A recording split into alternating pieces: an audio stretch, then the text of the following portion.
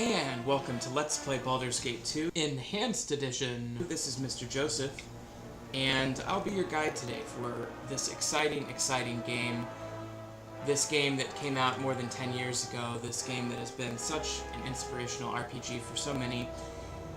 And today we're going to be playing the Enhanced Edition, which is the updated sort of graphics rebooted or resolution enhanced and feature enhanced version of the game.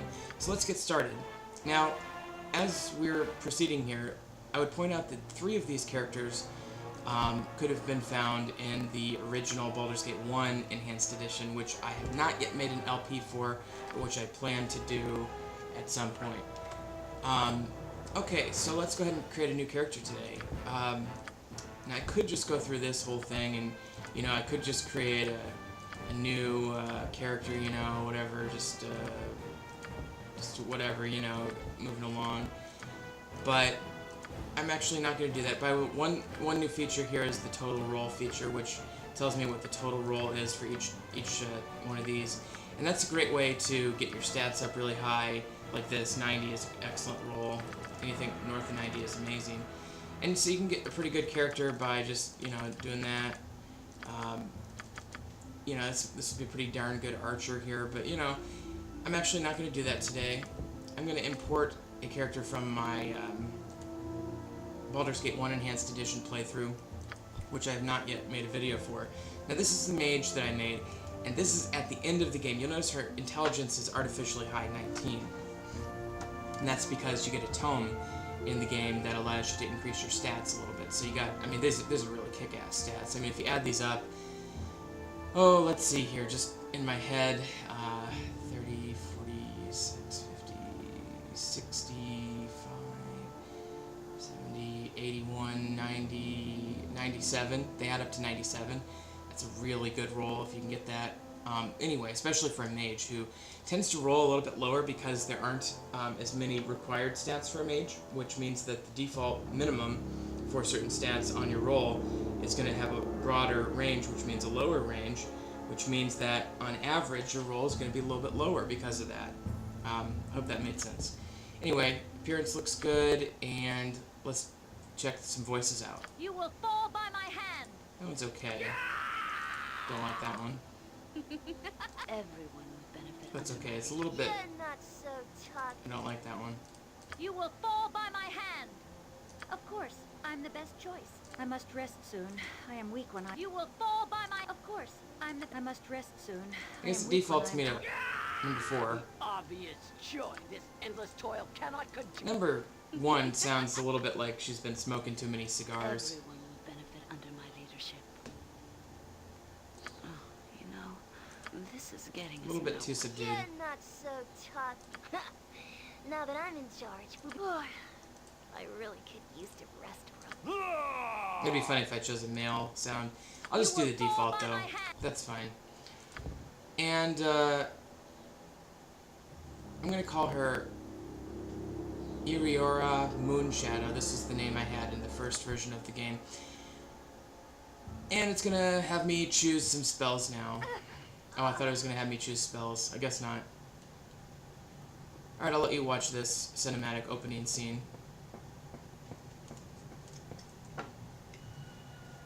Ah, the child of Bald has awoken. It is time for more experiments. The pain will only be passing. You should survive the process.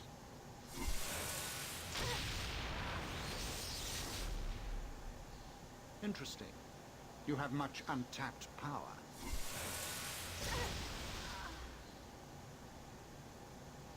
Do you even realize your potential? More intruders have entered the complex, Master. They act sooner than we had anticipated. No matter, they will only prove a slight delay.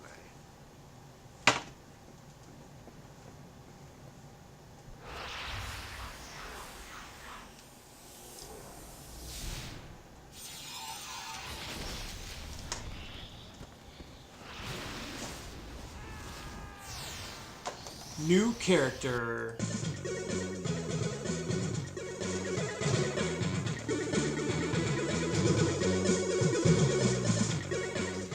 right, folks. I'm going to be playing this amazing background music and explaining our new characters as they arrive. And this music, by the way, is from eshrooms.com, and if you've never been there, check it out. It's a great website to distract yourself if you're tripping or whatever.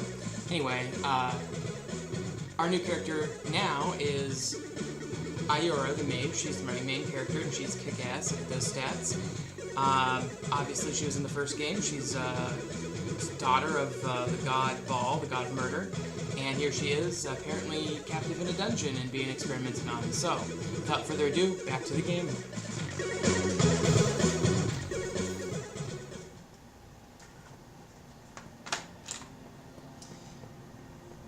New character.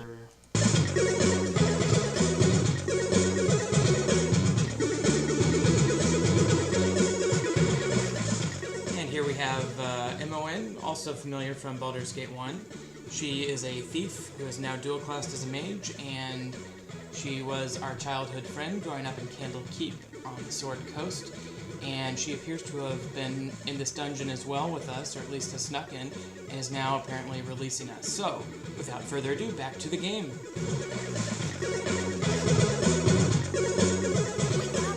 Okay, so We have to get out of here. So we've been approached by this woman. You know, if you've played through the first game, you know who this is, of course. And all we know right now from on screen, apparently, is that we're in a dungeon, but we know that MON here, our friend, is coming to save us. So let's talk to her. And by the way, just so you know, my style is not to read everything literally. My style is more like, I'll summarize it. Oops. Sorry, I just dropped the microphone.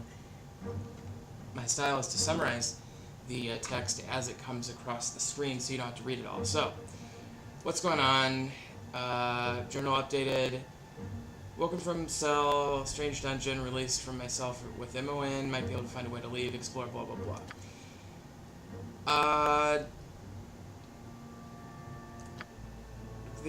This guy's been experimenting on us, blah, blah, blah.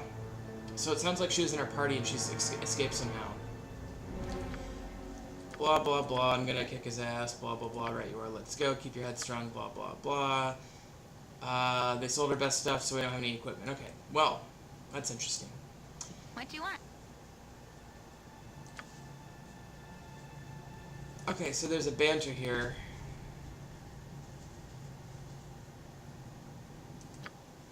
And this is something I added, by the way. That's not part of the original game. And why are we freezing? Okay. There was a big freeze there for a second. I thought something was wrong. But, let's see here. Okay, let's see what we got. Jahira and Minsk. Minsk being here. Place is just We're people too who are darn from the creepy. first game. I really And, want out of here. they appear to be part of our party.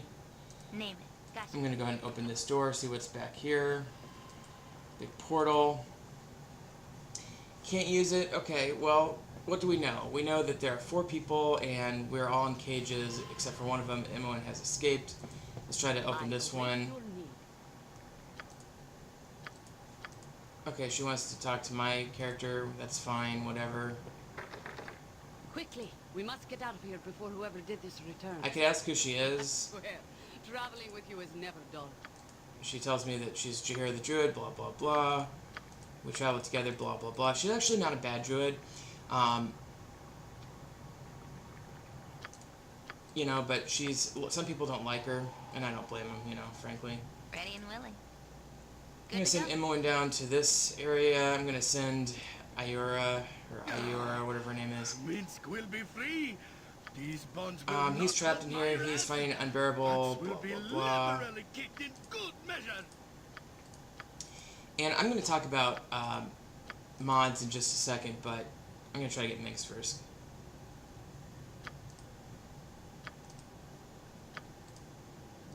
You're quite clearly insane, blah, blah, blah. He gets angry. He opens the thing because he's mad at me, and then, oh, he realizes it was all a thing. You are a smart one. I understand now. You said what you did just to get me mad. Mad enough to break And free. now we've got Minx. You are as smart as We're gonna fools kick the sometimes. evildoer's ass. New Okay. character.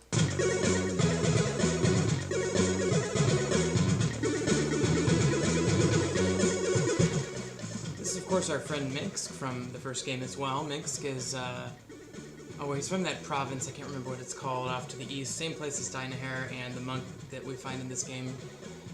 Minsk is a Berserker Ranger, which normally a Berserker is a fighter, but Minsk is a Ranger.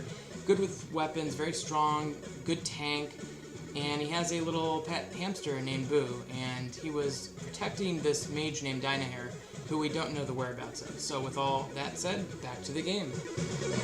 So Minsk is a ranger. MON incidentally is a thief, and in this version my main character is a mage.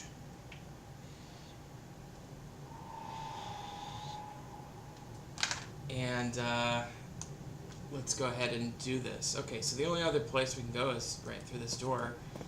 So let's take a look. Now, as I'm walking, just a brief explanation about mods. Mods are additional files you can download to make the game even more exciting. The game really doesn't need mods. You can get an excellent playing experience without mods at all. I've installed a shit ton of them because I noticed a lot of the other LPs out there don't use them much. And so I'll try to point out when they happen, but the first one was the dialogue about Agentis, the paladin. Okay, so I detected traps with my thief M1, found a trap there. I mean, I know this game like the back of my hand for the most part, so I'm going to be doing a lot of things in the game that can only be explained by a little bit of foreknowledge about what's going on. And so hopefully you can follow that just fine. I'm going to go ahead and have Minx grab all the armor and all the weapons here on this table. And these are just some very basic starting weapons and armor. All right. You know, we're not going to be able to get optimal equipment right now. Try to keep Imoen from being overloaded. And I picked up a key that Minx has in his possession that we're going to go try to unlock this door with now.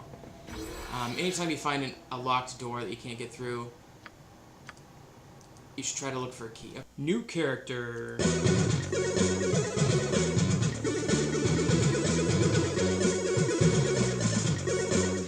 This, of course, is our friend Jaheira. She's a fighter druid, multi-class. True neutral, Harper. Interesting character, very interesting banter throughout the game. They also buffed her up a little bit from Baldur's Gate 1, where she had like a 15 strength and 14 dex. As you can see, those stats are better now. And she's got some scimitar and club and sling proficiencies there, and she's not bad overall. She is decent at healing as well, so she doesn't have any traditional cleric spells against the undead, but whatever. Anyway, we'll learn more about her, but while I've got you here, I'd like to thank sorcerers.net. I've utilized some information from their website here on this video, and I certainly don't want to claim it as my own, so thank you to sorcerers.net. Back to the game. So I've got you here. So I'm going to get my party together down here. By the way, these are the formations down at the bottom of your screen. And I like to do this one. Actually, I like you can right-click that to change some of the default shapes, and I like that one. That one's okay. For a mage, you don't want your person in the front ever, so I mean, you might, I suppose it's conceivable just around town or whatever, but for the most part I'm going to be using this one. And you can right click and drag it to shape where you want your characters to go. One improvement they've made is they've color coded your characters, so that's kind of easier to keep track of. Although Imoen and Jaheira are the same color, which, you know, don't ask me why, but anywho, let's divvy out some weapons. Now, the best way to do this is to click the character portrait here. By the way, she's level 9, Imoen's level 8 and 7 as a dual class thief mage. Minx is 9, Jaheira's 7, 8, she's multi-class. Multi-class being, of course, 2 classes at the same time. Dual class being 1 class once and then a second class later, if that makes sense. If you have any questions, just post them in the comments. I'll be happy to answer them. By the way, this game uses 2nd edition rules. 2nd edition being, in my view, the best set of rules for D&D, but, you know, people will disagree about that. A lot of people like the more recent versions of 3 and 4th edition. Okay, I'm gonna give the short sword to my thief. Long sword, I don't know. Give the studded armor to the thief. Give Minx a helmet. Gave Minx the longsword because, as I was saying, you can go to this character portrait and you can scroll down here. Weapon proficiency: axe, two-handed sword, mace, longbow, two-handed weapon style. So I give him the two-handed weapon because he's got two-handed sword, two-handed weapon style. He'll be pretty good at that. He'll be pretty boss with that. My mage, on the other hand, has let's see here. Dart and sling. That's fine. Emmowen has short sword, dagger, staff, short bow, dart. So she's pretty versatile, although not very skilled in any one particular thing. And then she's got club, quarterstaff, sling, sword, and shield style. So club and quarterstaff. Oh, and scimitar. Okay. So let's go back here. Do we got a club or a scimitar or anything? I guess we have a quarterstaff she was proficient with. I'll give her the shield because she was proficient with sword and shield. Minx was proficient with axe. Nobody can do spear, mace, or any of that stuff. So I'll keep all that in Minx's inventory just in case we come across somebody who can use it. In the meantime, I'm going to give Jaheira some chainmail and a staff. Not a lot of great options there. I'll give Emmowen the dagger and the short sword. Put armor on her for now. She is a mage too, and she can't cast spells when she's wearing the armor, so just keep that in mind. And Iora can carry the katana or whatever it was. Okay, so now we've got a basic party. Now let's actually check out some spells. By the way, since both Jaheira and Iora are mages, I probably don't need to use Emmowen's spells that much. Here are my default spell selections from the last game, and unfortunately I can't use as many as I had in the last game, but I do have 4 magic missiles loaded up, and that's fine. Everything else should be pretty close to what I need. So I've got some pretty useful spells and a very much wider knowledge of spells than you would start out with in this game otherwise, and I'll explain them as we go. But I've basically 4 magic missiles: Horror, Stinking Cloud, Knock, is that Pierce or Spell Thrust? Okay. Haste, Mouse, Meteors, Summon, Animal, Minor Spell Sequencer, Cloud Kill. Speak your mind. Jaheira, by the way, has priest spells, and I'm not sure why there's these 2 additional slots there. But anyway, I'm going to add whatever I can to hers to get more healing out of her. Get rid of Hold Animal, get rid of the Lightning, do 2 heals there. You really want to use her for healing during this first dungeon, so I think that's pretty good optimization. Yep. I'm going to have Emmowen stealth and explore a little bit. I'm going to expand that so I can actually read it. Hide and Shadow succeeded, good. There are no traps here to worry about, and I happen to know that, so don't worry about that. Okay, here's a Memphit, our first enemy. It doesn't see me yet. Now you can turn off this energy generator here by clicking this symbol, and that'll turn the machine off, which means that it won't generate any new creatures. Okay, so I get a little bit of experience for that. What, you can count on So me? I'm going to send everybody in now, including Emmowen, but let Minx go first here. Minx is going to be kind of my tank for now until I find somebody better. And I got him with a little lightning bolt, 3 damage, no big deal. Who says what? Next time. Changed Minx to the longsword. And nobody can hit this thing. There we go. And it's dead. Okay, very nice. We have survived our first battle. Let's move on to the next room. Appears to be some crystal-looking things. Natural cavern, strange prison built around air holds of our magic power. And there's a genie djinn thing. Interesting. Ask him what's going on. It says he knows that I was coming. I will answer your questions if it makes some sense. Blah, blah, blah. He's going to impose a riddle. 2 buttons in a room. If you push it and your sibling pushes it at the same time, you both die. If you push it and your sibling doesn't, only you die. If your sibling pushes and you don't, sibling dies. And if neither push it, both die. I will press the button because it's the noble choice, because it ensures that your sibling has a chance of surviving. And he calls it the noble path, blah, blah, blah. And he summons a Ogre Mage. Okay, let's go ahead and do full-on attack. I've got the whole group selected, and I just click the sword icon. They're all going to attack. Now I could use a spell here, but I'm not going to. I don't need to. And he hit M1. I should probably keep her out of harm's way. Same with my mage. Just let Jaheira and Minx deal with this guy. And Minx just got a critical miss. I guess you can send him in once the guy starts targeting others, but...